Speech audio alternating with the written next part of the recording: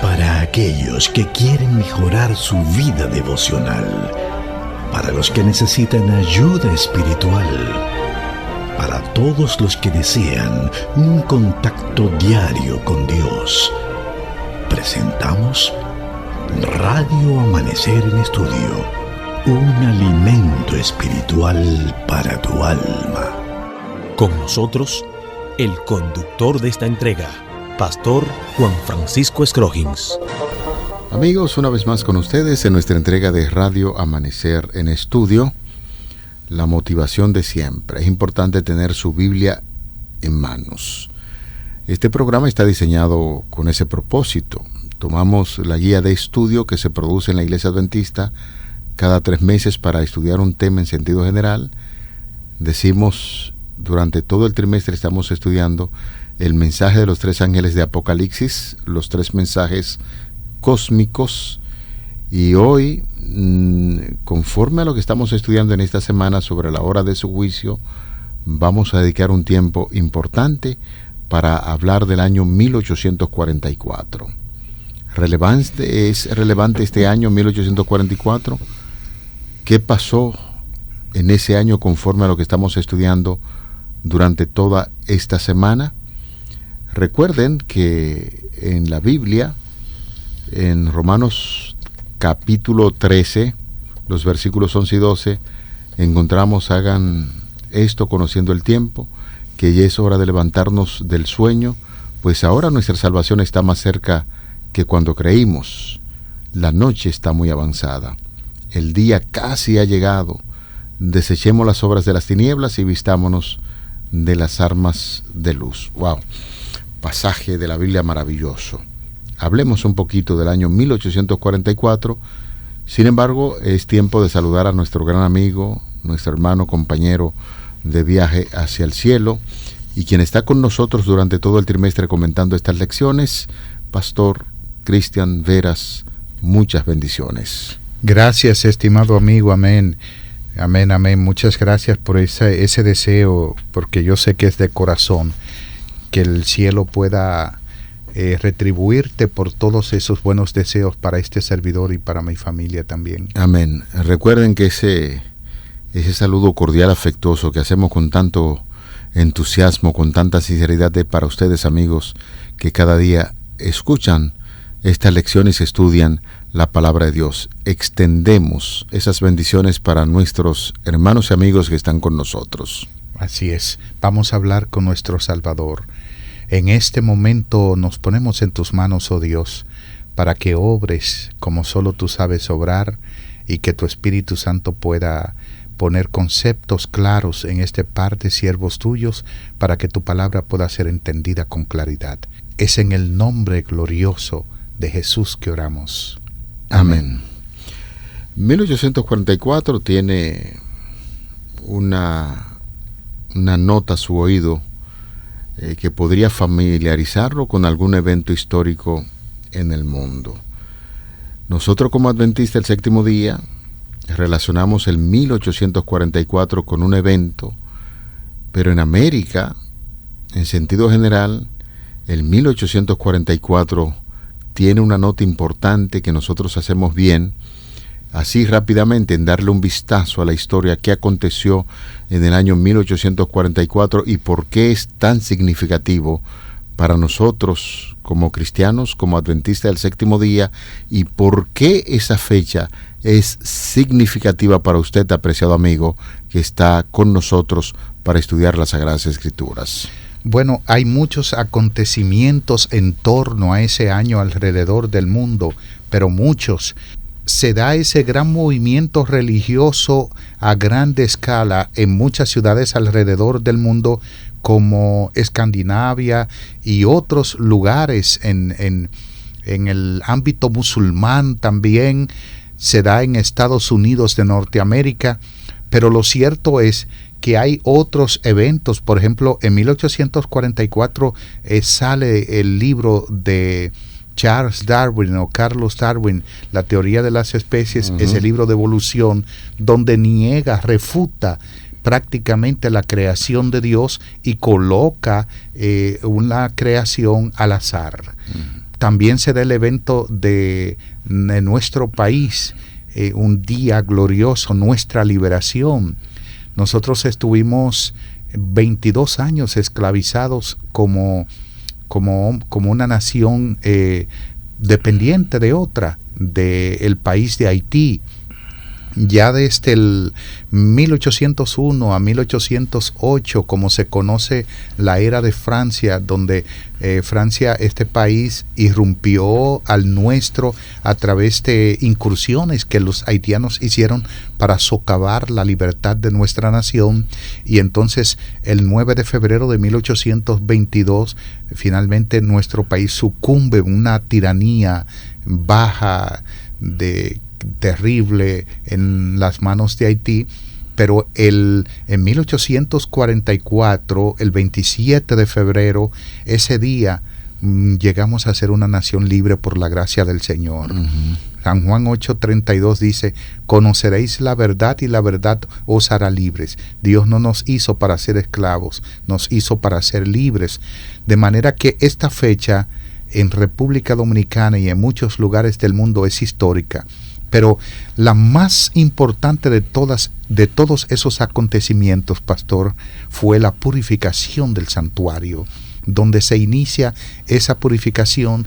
El papel sumo sacerdotal de Cristo inició en el momento de su ascensión, pero en 1844 la Iglesia Adventista cree, interpretando a Daniel capítulo 7 versículos 13 y 14 y Daniel capítulo 8 versículo 14, de que Cristo tiene un cambio de sentido en el santuario celestial, donde pasa a ser purificación por nuestros pecados. Esa fecha, 1844, conforme usted estaba hablando, y mientras estaba haciendo mención de esos eventos, pues uno estaba un tanto reflexivo. No sé si estos cientos de oyentes que nos están escuchando en esta hora, estudiando junto a nosotros, les resulta tan significativo esta fecha, porque cuando usted hacía mención de Charles o Carlos Darwin y la producción de un libro que dio fuertemente a la estructura religiosa que para ese tiempo imperaba, para decir que el hombre vino por un proceso evolutivo teniendo una misma raíz común con el mono, y de ahí se han elaborado un sinnúmero de teorías para tratar de desviar la atención del ser humano a un punto tan importante, porque usted es una criatura de Dios.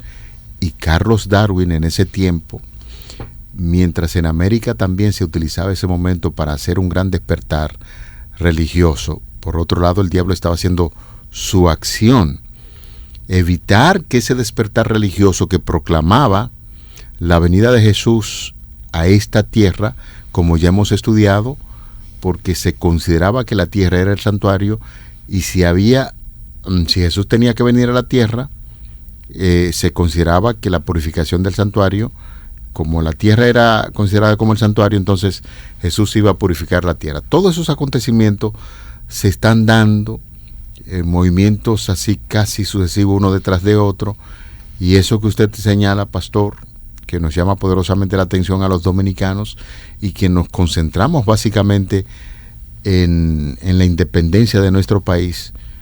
Todo el movimiento del cielo se está haciendo para que nosotros podamos entender que Cristo es nuestro Salvador, y es así como vamos a repasar algunas ideas en torno al cumplimiento de la profecía cuando llega ya al año 1844, en esos procesos históricos de la Iglesia, desde que inicia hasta que llega a esta fecha, 1844, donde hay el cumplimiento exacto de una profecía y empieza a predicarse acerca del fin del mundo en esta fecha.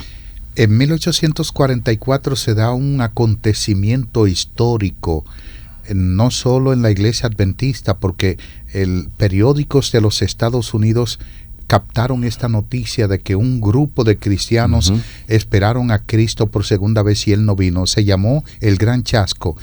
Realmente no, el Gran Chasco es porque Jesús no vino esa noche, pero el asunto es que ese grupo de hombres y mujeres estaban haciendo algo noble, digno, era estudiando la Biblia con profundidad. Y quisiera llamar la atención de que el mismo movimiento de Darwin se da en torno a la misma Revolución Francesa, se da en torno a que Francia había tirado por el piso la Biblia.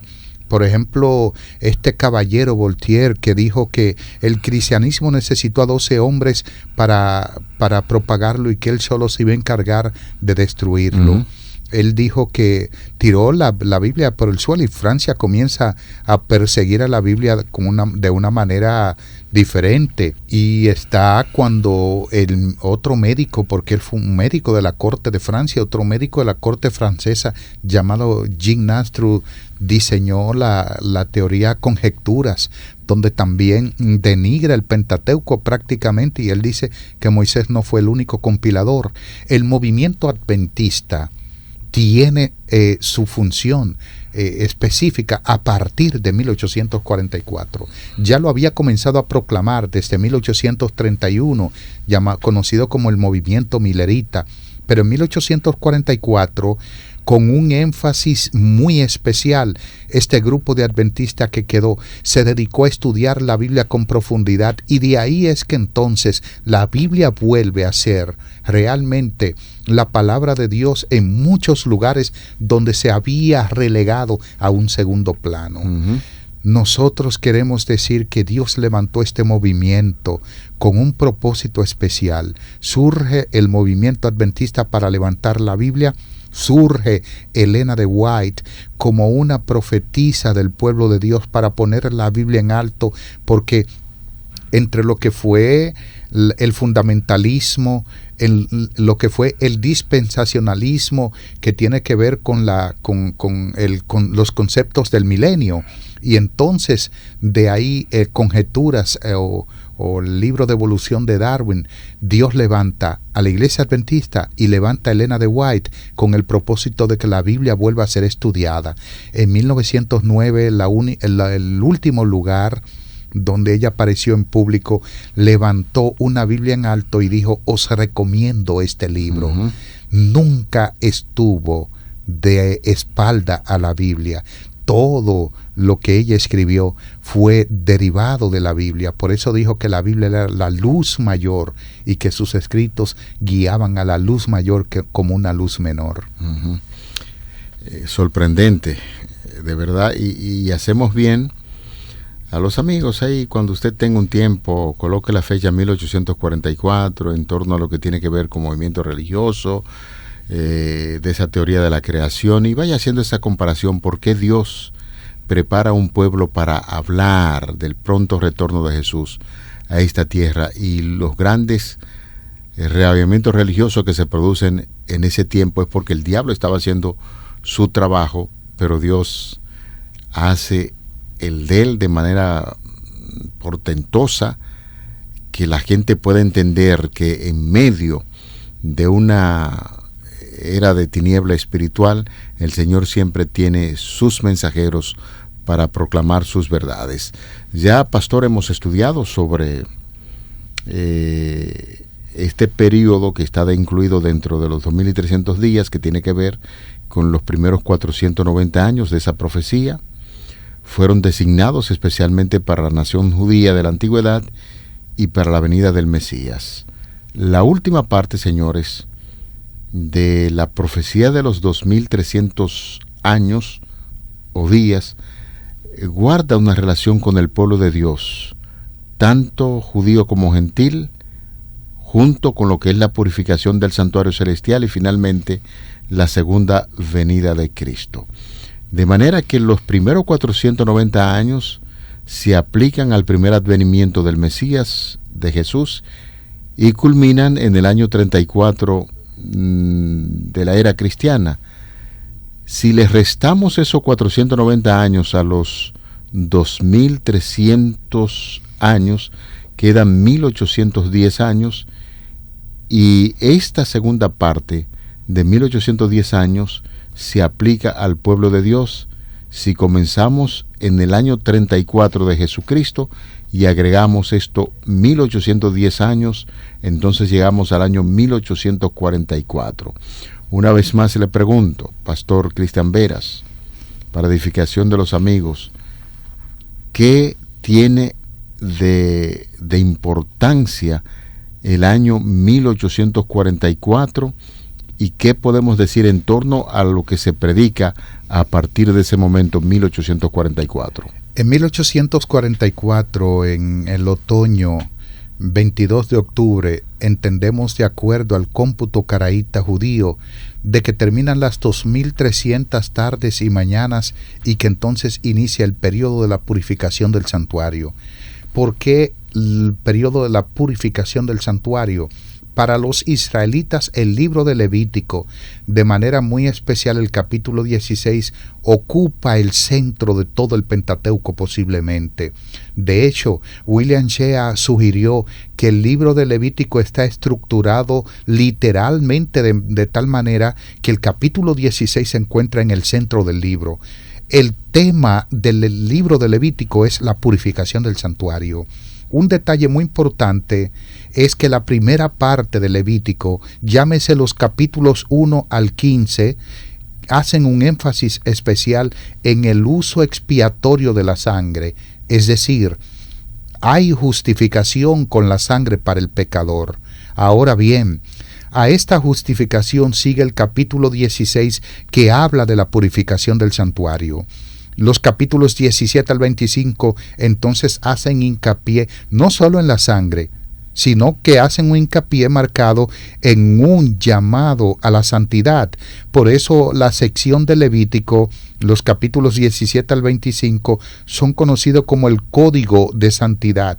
La configuración literaria de Levítico entonces tiene una parte importante, pastor, que saca a relucir con bastante claridad el equilibrio que existe entre la justificación y la santificación, entre la fe y las obras, en la eficacia de la sangre de Cristo que queda establecido por los frutos de la santidad. El creyente entonces es purificado. Levítico 16 y el santuario entonces son contaminados.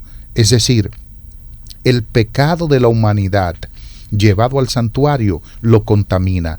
Lo contaminaba en la antigua economía judía y lo contamina el celestial. Ahora, usted me preguntó en una entrega pasada, ¿cómo es contaminado el santuario celestial?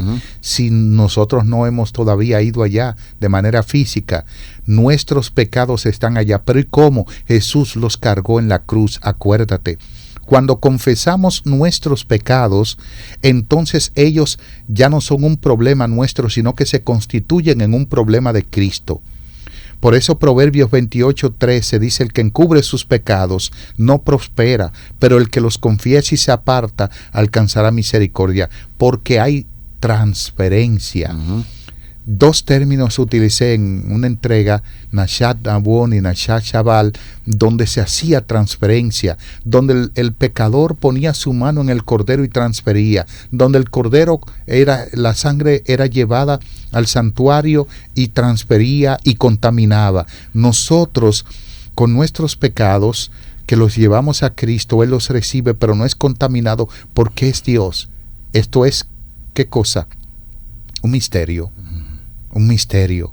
Cristo no se contamina con nuestros pecados, pero sí el santuario, y entonces Él hace propiciación en el santuario celestial, purificando nuestros pecados a través de una obra de juicio y redención. Que fue la que empezó en el año 1844. Así es. Definitivamente, cuando estamos hablando de esta fecha, en la lección del día de hoy, del año 1844, hay que recordar esto o relacionar esto. Cuando terminaron los 2300 días en 1844, muchos siglos ya no existía el santuario en la tierra, había desaparecido. Por lo tanto, el santuario de los cielos es el que debe haber sido mencionado en la declaración de Daniel, hasta 2300 tardes y mañanas. Luego el santuario será purificado. ¿Cómo podía necesitar purificación el santuario celestial? El pastor pues ha hablado bastante acerca de esto.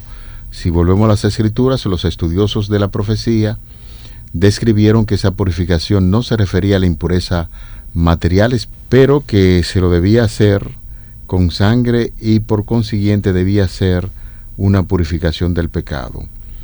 Así como dice el apóstol Pablo en Hebreos 9:23, fue necesario que las figuras de las cosas celestiales fuesen purificadas así, con sangre de animales, pero las cosas celestiales mismas con mejores sacrificios que estos, la misma preciosa sangre de nuestro Señor Jesucristo.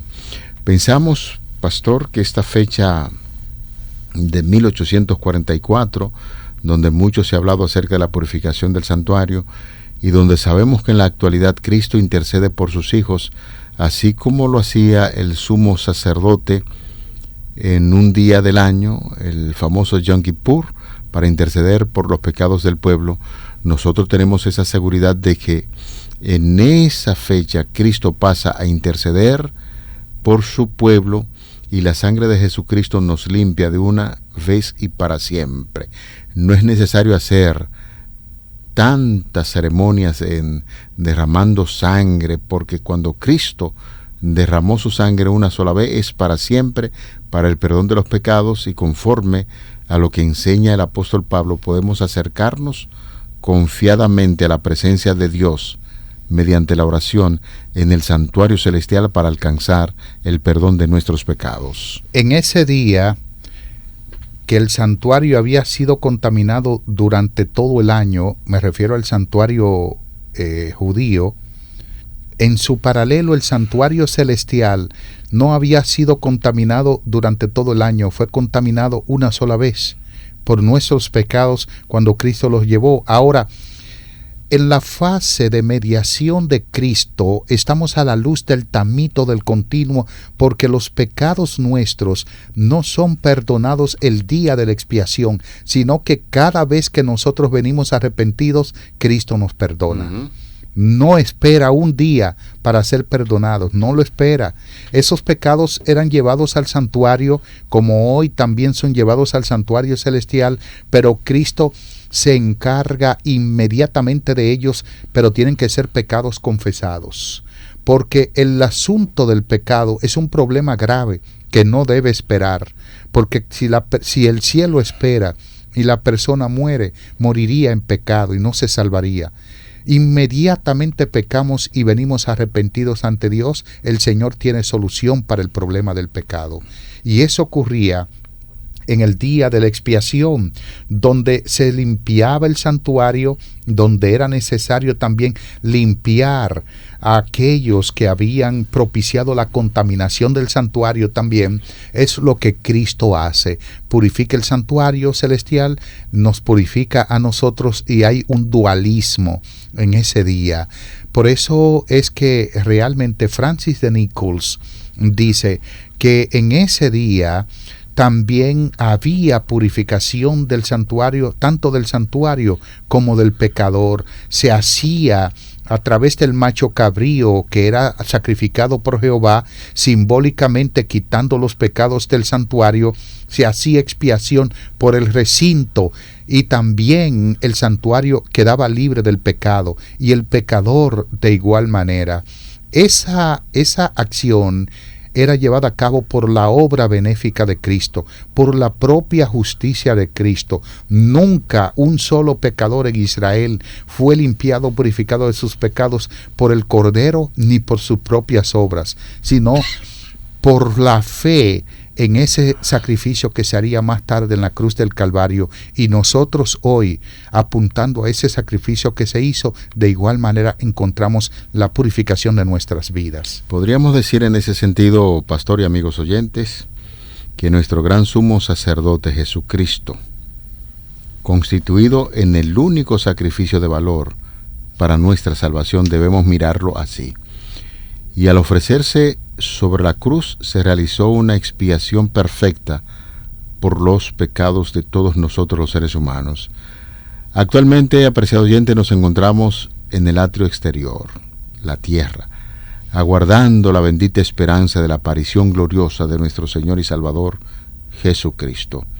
Afuera no se ha de ofrecer sacrificio alguno, porque el gran sumo sacerdote está llevando a cabo su obra en el lugar santísimo, y durante su intercesión como abogado nuestro, Cristo no necesita ninguna virtud humana, ni mediación de nadie. Él es el único portador del pecado, la única ofrenda por el pecado. De ahí que la oración y la confesión, como usted señalaba, debe dirigirse solamente a Él, quien entró una vez para siempre en el lugar santísimo para salvar como sumo sacerdote a todos los que acuden con fe a Él. Por eso, apreciado hermano, no sé qué tipo de ritual o amigo estás haciendo, o si estás confiando en algún hombre, en alguien aquí en esta tierra, para depositar tu confianza en ese ser humano, el único que ofrece salvación, porque fue el quien murió por nosotros y actualmente intercede en el santuario celestial, es Cristo Jesús. A Él debemos acudir en cualquier momento cuando tenemos necesidad de perdón. Ya el pastor lo decía, el evento ocurre una vez, Jesucristo derrama su sangre una vez para siempre, pero esa sangre tiene el poder de perdonar. Cada vez que usted comete un pecado, puede dirigirse a Él confiadamente y alcanzará misericordia, como dice el texto bíblico. En Levítico capítulo 23, versículos 26 al 29, Dios le dio ordenanzas a Moisés para que el pueblo no hiciera ninguna obra en ese día de la expiación. Debían dedicarse solo a meditar, no podían hacer ningún trabajo. Y entonces, cuando dice que en ese día debían afligir sus almas, no es que Dios le estaba pidiendo que sufrieran. Esta palabra, que afligiréis vuestras almas, es sencillamente la indicación de humillarse, de examinar el corazón, de confesar los pecados, de un arrepentimiento, de pedir perdón a Dios para que los limpie. Era una meditación que se debía hacer por los pecados cometidos, y entonces con sinceridad se debía llevar a Dios la vida para que tanto los pecados conocidos como desconocidos fuesen perdonados en el día de la expiación. Yo termino mi comentario, pastor, estimados amigos, en este día diciéndoles que sería una utopía pensar que todos los que estaban en el día de la expiación eran perdonados. Nunca la totalidad de ellos fueron perdonados. ¿Por qué no? Porque nunca los hombres totalmente confían en Dios para el perdón de sus pecados. Y yo espero que ninguno de los que nos escuchan deje eso a esa misma suerte, sino que venga con una conciencia examinada ante Dios para que el Espíritu del Señor nos pueda santificar y que nuestros pecados puedan ser llevados al santuario para ser purificados y limpiados por la sangre redentora de Jesús. Vamos a orar. Padre, al finalizar esta lección, acudimos a ti. Estás en el santuario celestial, en el lugar santísimo, intercediendo por nosotros. Gracias porque eres un Dios bueno.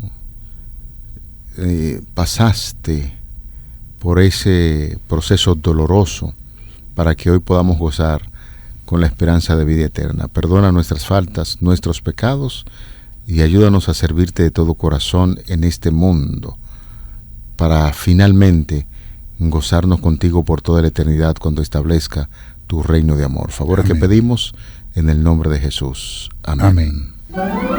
Para aquellos que quieren mejorar su vida devocional, para los que necesitan ayuda espiritual, para todos los que desean un contacto diario con Dios, hemos presentado Radio Amanecer en Estudio, un alimento espiritual para tu alma.